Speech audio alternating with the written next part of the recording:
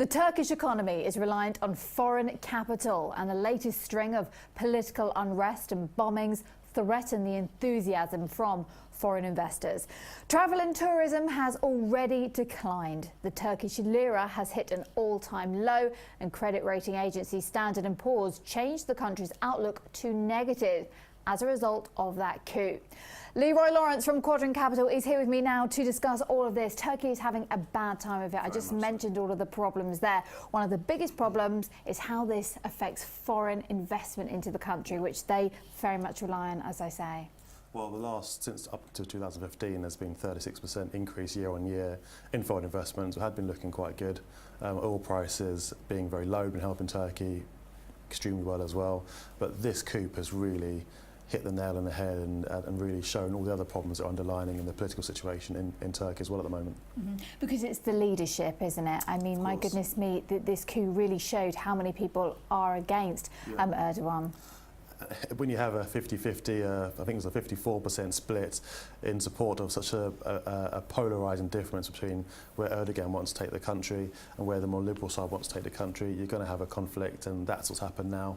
I think there's been 11 coups in total, or 11 attempted coups in total in Turkey. It was once known for coups, but we've kind of forgotten about that, but now we've been really reminded about the dangers of that kind of polarisation of politics in Turkey, and we're seeing it in the UK and in America as well at the moment. And apart from foreign investment, it's another form of foreign investment, if you like, is tourism, of course. It's an extremely popular place, especially for British tourists. Yes.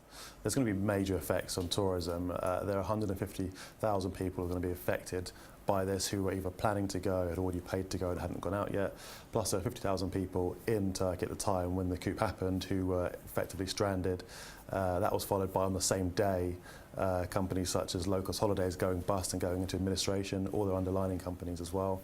So people were left in a very difficult situation. Everyone who booked to go has gone is now thinking, I won't be looking to go to Turkey again.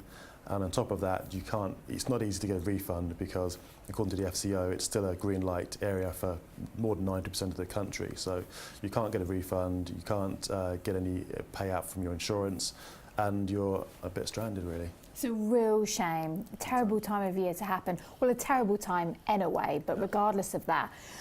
Also, before this, obviously Turkey had a tumultuous relationship with Russia, and tourism from there went down dramatically. So it's on both fronts now. I mean, Turkey has an issue where they were trying to keep Europe happy as far as if they were going to join the EU, which now looks increasingly unlikely. Especially if they bring in the death penalty. It's a massive no. Massive issue. I don't think they will. They'll sort of calm down with that decider. Russians were seeing Turkey as not only a warm place, but a place to invest into. But now you'll see a flight of that kind of income from Russia and from Europe as well. Everyone will be stepping back. And you've got a 3-month period now where they've got the emergency measures in place. And until that comes to an end, no one really will be looking to place big money into Turkey. And what could this do to the Turkish economy then? Because once it was hailed as one of the mint countries, wasn't it? That's right. Huge infrastructure projects.